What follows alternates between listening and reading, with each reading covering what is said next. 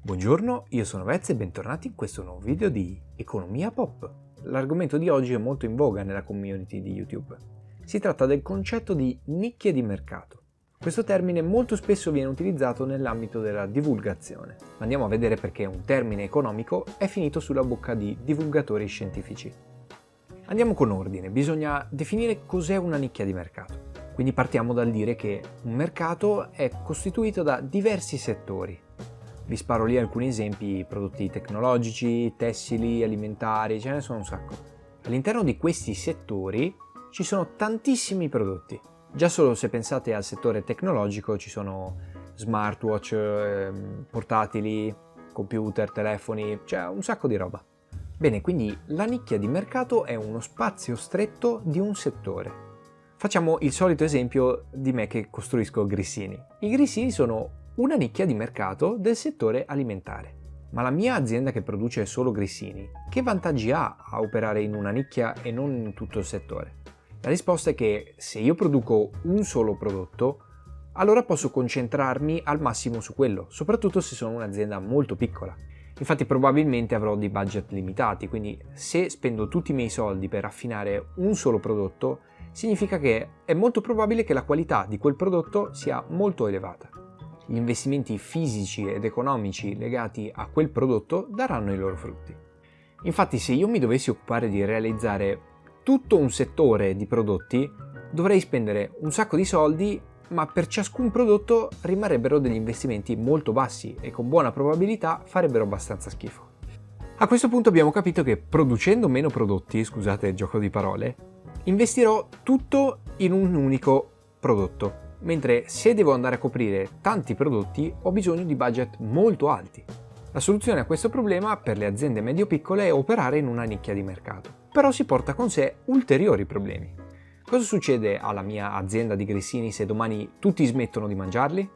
Rischio fallimento, ovviamente.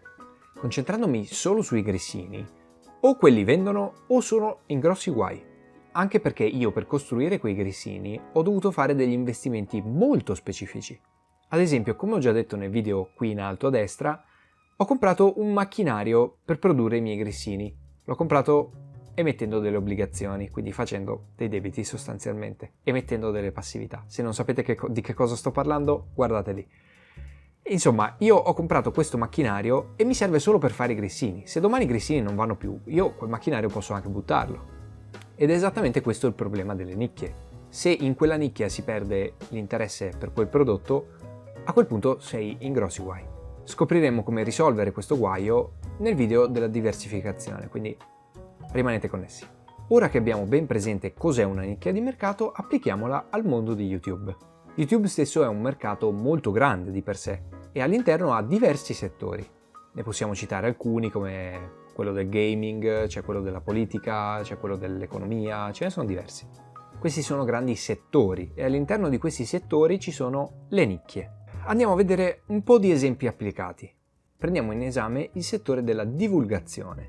Io faccio parte di questo settore, questo canale è molto bello, quindi iscrivetevi, ma andiamo più nel dettaglio. All'interno di questo settore c'è la divulgazione scientifica, ad esempio, che è ancora divisa in tante nicchie, come ad esempio può essere quella di Adrian Fartade per l'astronomia, oppure Ruggero Rollini per la chimica, ce ne sono un sacco. Sono tutti piccoli spazi del grande mercato che è YouTube.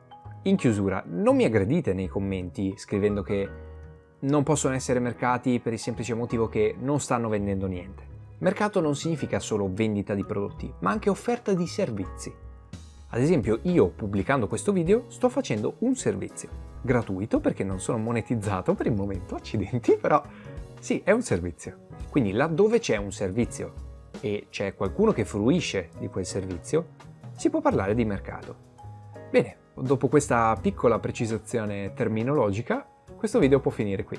Vi invito a mettere like, condividere, commentare, iscrivervi, attivare la campanellina e un sacco di altre cose, ma soprattutto tra poco appariranno delle schede con tanti altri miei video.